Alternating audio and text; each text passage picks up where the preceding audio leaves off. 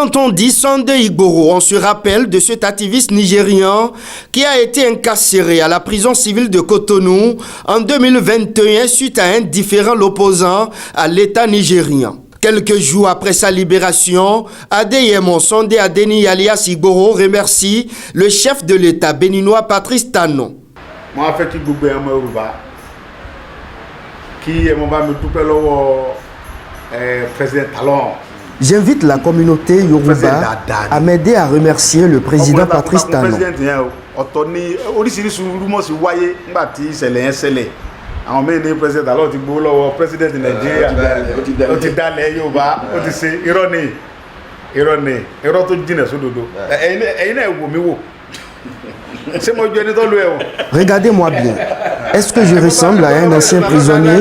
ẹ wò mí wò ara rẹ̀ ọ̀yá kókó lára ọ̀tá mi lé gudugudu ewé àgbọn ọ̀dẹ̀rọ̀ tàbá kan gudugudu ara gudugudu lé ni president alọ́ sọ ó ṣe débi pé èèmọ̀ ọ̀rá ìbáyàwó mi sùn nìkan inú sẹ́ẹ̀lì nìkan ni gbogbo yòókù jíjẹ mímú ní o kẹrí ìyàwó rẹ rọmọ ìrọ̀rùn ni kò sí nǹkan kan tó fi ní mí là.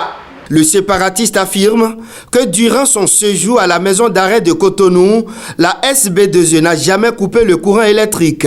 Oṣù méje àti nǹkan kan ni mo lónú Christian Talon ní Benin bíbá bàbá mi náà ṣẹ́jú.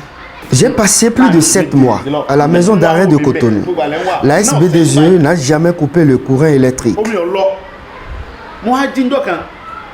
Mon pana, moi sọ fún ma tajo wọ́n pọ̀ mọ́ ní Gani mo ní Gani net lọ ni àwọn baba se le pa le lálẹ́ àgbà mo rò pé Nigeria mo wà ní iná yo lórí iná yo sejuri ọjọ́ mi lójú irú ìjọba bẹ́ẹ̀ kò sẹ́ni kankan olórí burúkú ẹ̀dá ni ó sọ pé ìjọba yóò ṣe dáadáa. Pour Sunday Igboro, le président Patrice Talon a beaucoup investi dans la construction des routes. Ẹ wo bí Talon ṣe ṣèlú kò wá torí pé ẹ wo ọ̀pọ̀lọpọ̀ títì ṣe wo ó sì títì fún ọ débi pé ó gbé gbogbo kọ́tà wọn ó gbé wa underground ó tẹ kọ́tà kí ẹ̀fọn bá àmọ́ wà. And all across the country. Tẹ́yẹ̀ bá dé Àjàṣẹ́ǹsì èèyàn sọnù ni. Avec la construction des routes, on peut se perdre facilement à Porto Novo. Tẹ́ẹ̀ bá ń wa mọ́tò lẹ́yìn mọ́tàná irú ìjọba bẹ́ẹ̀ gbogbo àwọn tó tún wá kó sòdì tí wọ́n bá ṣèjọba ẹ̀rí pé lórí pípé gbogbo ọkọ̀ sárúgbó ń bẹ̀. L'homme exhorte tout le peuple béninois à accompagner le président Talon. Bàbá mi àdúrà yín gbà sókè gbogbo ọmọ Yorùbá ẹ jọ̀ọ́ ẹ mọ bá mi ṣàdúrà fún Talon kọ́lọ́run jẹ́ kó ṣe ọdún 4 sí 5 ló ti lò ìgbà tí wọ́n bá fi parí ìjọba ìlú yìí mo bẹ̀ gbogbo ọmọ Benin ẹ fọwọ́sowọ́pọ̀ pẹ̀lú ìjọba tọ́lọ́run fún yín ẹ kú oríire bọ́lọ́run fún yín ní Talon ìjọba tó rí ẹ pé kí n kú. Aidez-moi à prier pour le chef de l'État Patrice Talon.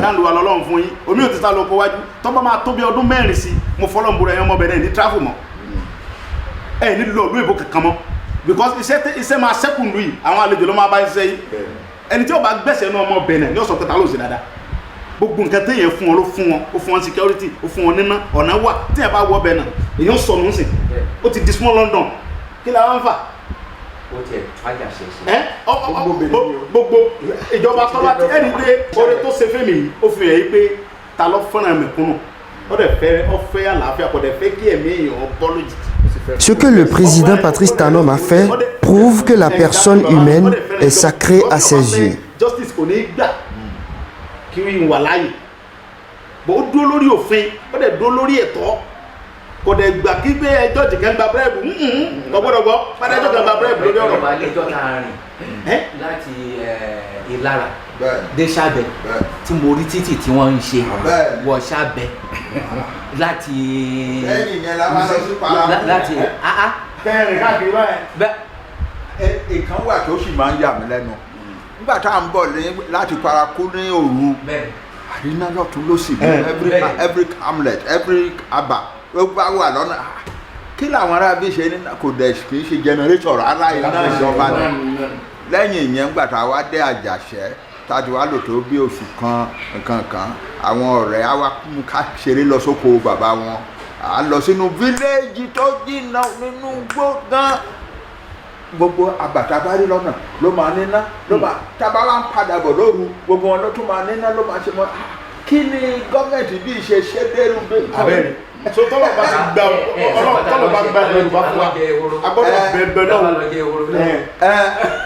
tọ́lọ́n bá gba ilẹ̀ Yorùbá fún wa bàbá mi Ọlọ́run ló jẹ́ kú fún wa èèyàn tẹ́ bá fẹ́ fi sípò ẹ ronú irú àwọn èèyàn bíi Talọ́ba Ẹ̀dẹ̀kẹ́ wá bá wa wá alálùbáríkà ẹ̀dá ẹ wo bó ṣe fàpọ́nlé fún yín èmi ló fi mí pọ́n Ọlọ́run lé lára yín ni ẹ wo gbogbo ọ̀nà táwọn kìnìún yẹn gbà Ọlọ́run gbé wọn ṣubú